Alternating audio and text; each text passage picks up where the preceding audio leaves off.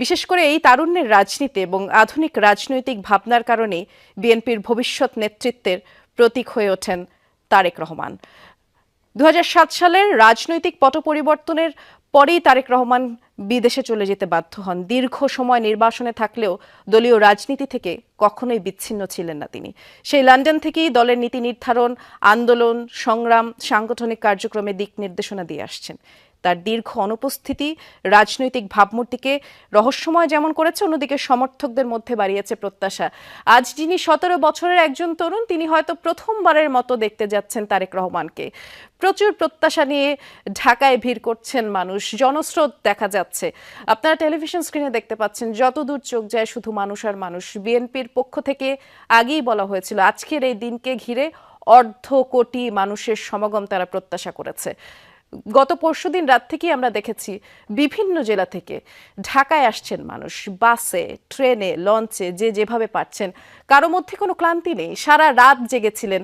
বিশেষ করে 300 ফিট এলাকার আশপাশে যতদূর দেখা গেছে প্রচুর মানুষের ভিড় ছিল। প্রত্যেকে স্বতঃস্ফূর্ত, প্রত্যেকের আশা আজ তারা এত বছর পরে তাদের নেতাকে দেখতে যাচ্ছেন। এত বছর পর রাজনৈতিক একটি অস্থির সময়ের মধ্যে তারেক রহমান দেশে আসছেন এবং তিনি এসে দেশের এবং তার যেই দলের হাল ধরবেন বলে প্রত্যাশা করছেন। আমরা যেমনটি জানি, তারেক রহমান তার স্ত্রী জুবাইদা রহমান এবং কন্যা জাইমা রহমান সহ দেশে আসছেন। এসেই 300 ফিটের যেই সমাবেশ স্থল সেখানে এসে যোগ দিবেন। তিনি মূলত কৃতজ্ঞতা প্রকাশ করবার জন্যই এখানে সংক্ষিপ্ত ভাষণ দিবেন। আমরা সে সংক্রান্ত খবর তো আপনাদের জানাবই। আমাদের সহকর্মীরাও অপেক্ষা করছেন।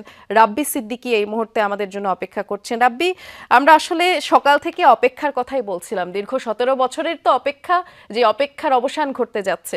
আপনি গতকাল থেকে আমি দেখেছি অনেক মানুষের সাথে কথা বলেছেন। যেমনটি বলছিলাম, একজন 17 বছরের তরুণ তো আজ নতুন করে দেখবে তারেক রহমানকে, প্রথমবারের মতো দেখবে।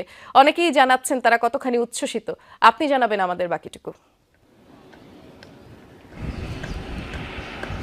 আমি শুরুতেই আপনাকে একটু জানাতে চাই যে তারেক রহমান সপরিবারে আসছেন এবং যে বিমানে করে আসছেন সেই বিমানটি ভারতের আকাশের শেষ সীমানা, বাংলাদেশের আকাশ সীমানায় ছুঁই ছুঁই।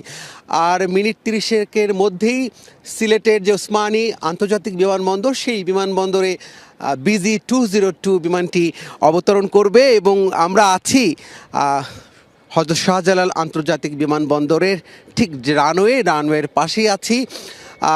সেখানে ঘণ্টাখানেক অপেক্ষার পর সিলেট থেকে সেই বিমান বাংলাদেশ এয়ারলাইন্সের 787 ড্রিম লাইনার বিমানটি কিন্তু এই শাহজালাল আন্তর্জাতিক বিমানবন্দরে যে রানওয়ে, এই